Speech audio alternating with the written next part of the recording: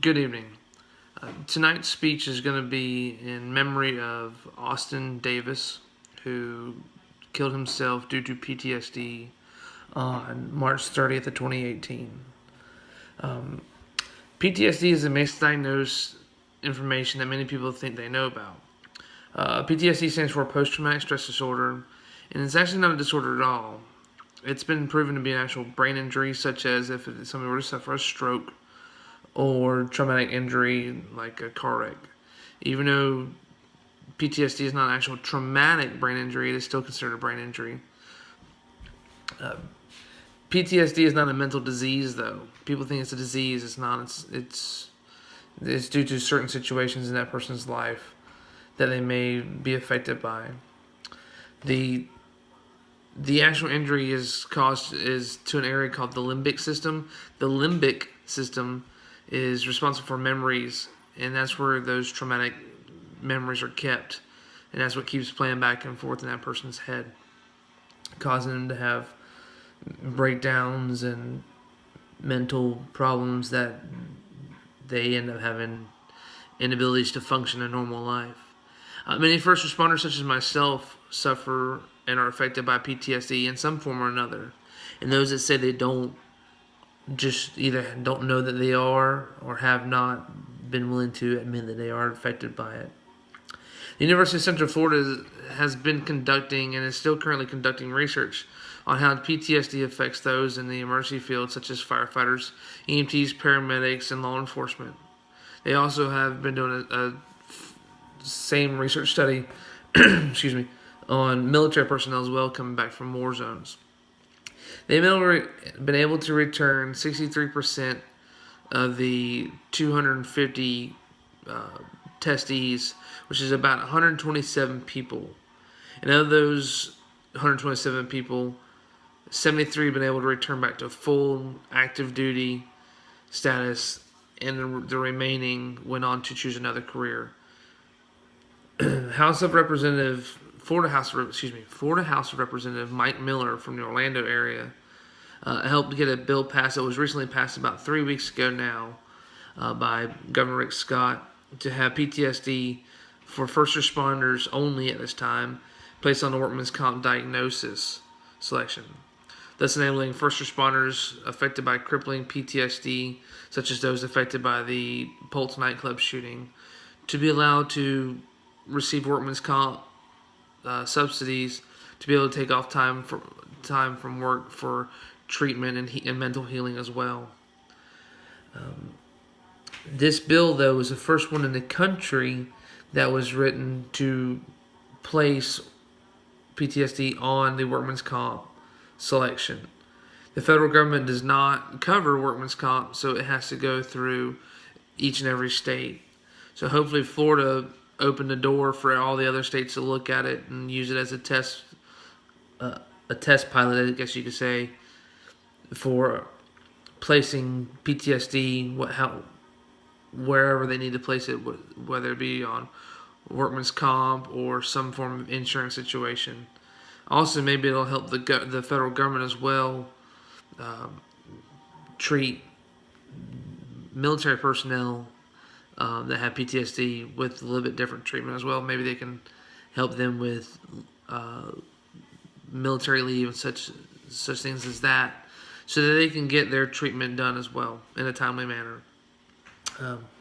I was able to find through the University of Central Florida a list of increased factors that cause PTSD. Living through such things as living through dangerous events. Like in my field, it would be living through an actual wreck in an ambulance or an engine, which I've done. Going into some really bad house fires, which of course I've done. I'm a fireman. Getting hurt on the job. Firemen get hurt. Law enforcement get hurt. Paramedics get hurt all the time. It's just part of the nature. Seeing other people hurt or seeing a dead body for the first time, possibly. I can remember back 12 years ago when I started in my career, seeing the first dead body that truly affected me, but I didn't give up. Many kids these days, I call them kids because they're 10, 12 years younger than I am. They see that body for the first time, and they are not able to handle the stress level that has been placed on them. Even though they chose that career, they are not able to continue on with that career. And most of them choose a desk job or some other form of government work. Some people have problems with their past, like childhood trauma, such as watching a friend die or losing a parent or something at a young age. There's also the feeling of horror, helplessness, or extreme fear of the situation at hand, like an adult being hurt by their child and they're not able to help as well. Those that don't have social support at home or after the event are also higher subjects to having post-traumatic stress disorder or PTSD than others. Dealing with stress after the event, such as the loss of a loved one, pain or injury, and loss of a job or home, is also a double on that. So if you lose your home in a house fire, but you also get hurt at the same time during a house fire, so you get burned, you're having to deal with the treatment and healing process and being in pain, which is an immediate reminder of the losing of the house, which is even worse. So I guess the appropriate term would be expands the situation and makes it almost like a tumbleweed effect and just causes a downhill slope from there. Those that have a mental illness history on top of the trauma as well and are subject to substance abuses such as using pills to numb the mind or alcohol to get away from their immediate worries and wants. But there are some resilience factors that can be attributed in reducing the risk of PTSD as well, such as seeking help from others, like friends and family, finding a support group after the traumatic events at a church or United Way, places like that offer those abilities. Learning to feel good about one's own actions in the face of danger, such as a fireman being able to go in there and put that fire out and save that individual, and their knowledge of being able to protect the citizens that they're helping to protect. You got to also have a positive coping strategy or a way to get through the bad events and learning from it, such as, you may not have been able to save that one person, but it's a learning event to go, okay, next time I know what I need to do in that type of situation. Also being able to act or respond effectively despite there being fear, such as, that's a very hot house fire. It's hot, I'm afraid of it, but I still have to go in there and make sure that there's nobody in there.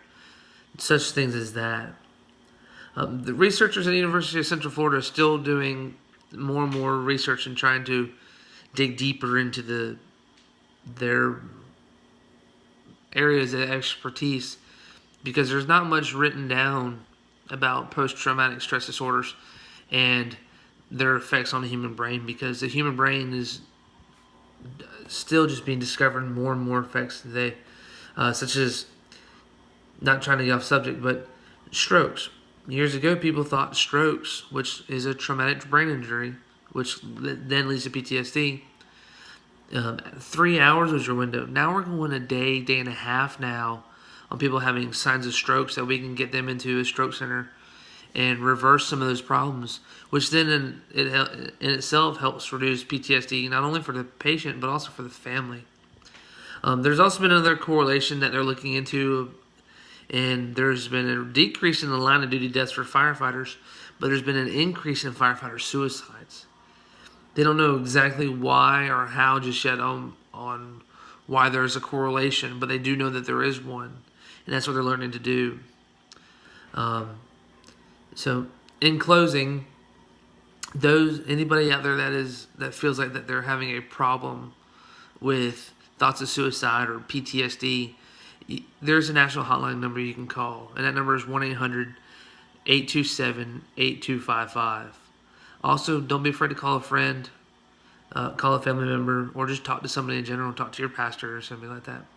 Thank you for listening and have a blessed day.